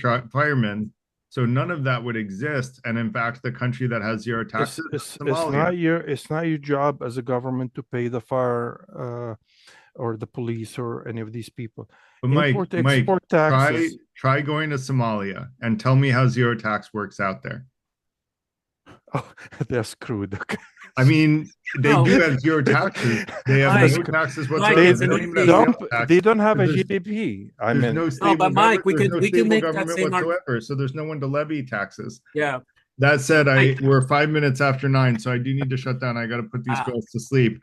But I put the link for next week's Socrates Cafe. Carl's going to be hosting.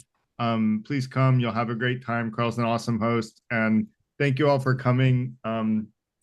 Thank you all for coming for the great conversation and the great comments and questions. Appreciate everybody's time and attention tonight, and great to see a lot of regulars and some new folks as well. So hope to see some of the new folks back next week and a lot of the regulars as well. So thanks everybody. Bring a friend, and hope to see you next week.